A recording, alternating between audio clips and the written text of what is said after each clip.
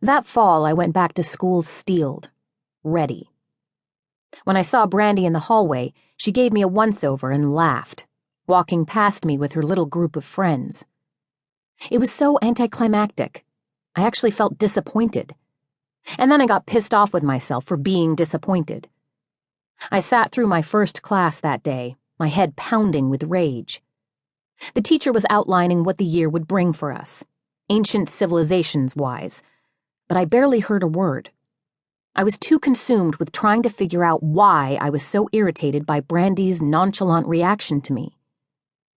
I hadn't changed myself for her, had I? To make an impression on her? Her laughter was a given. Had I wanted her to attack me? What had I been expecting?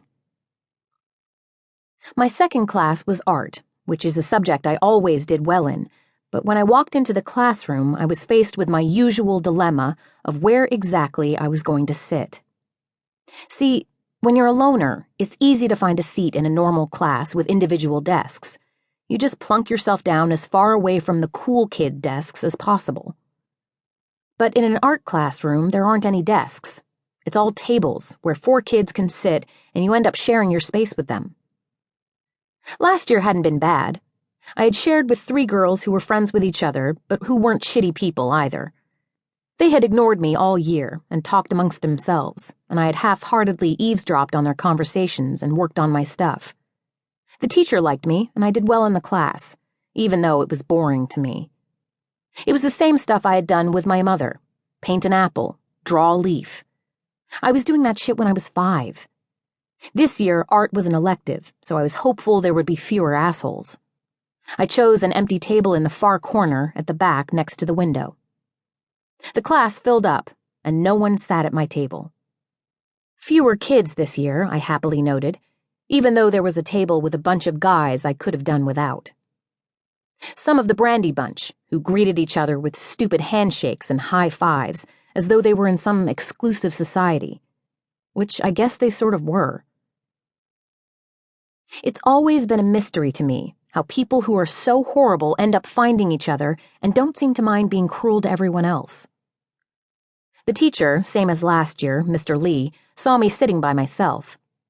I guess he felt bad for me because he made a point of saying, "Rachel, I love the new look."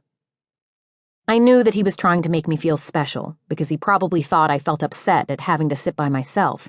You know, make the poor girl feel good about herself. But I fucking hated that because all it did was draw attention to me, and I was trying to be unnoticed and left alone. Of course, Mr. Lee's comment drew a few guffaws from Brandy's buddies. Fine by me.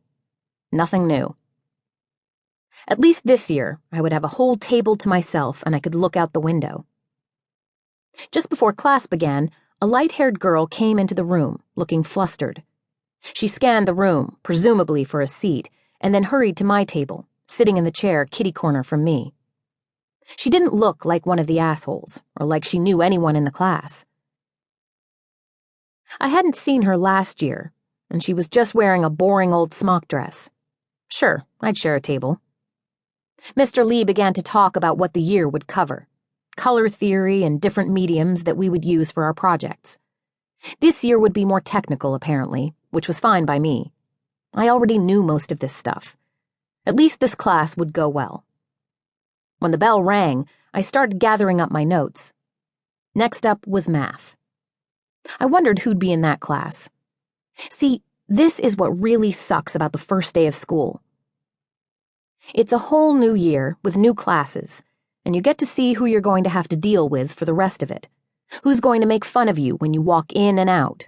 Who's going to snicker every time you're called on to answer a question? And who you're likely to end up with at that dreaded moment when the teacher says, inevitably, "Partner up."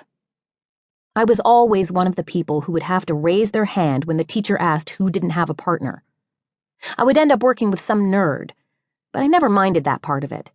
Nerds are smart, and I'm pretty smart too, and we get a good mark on whatever the assignment was, and there was no chit-chat bullshit.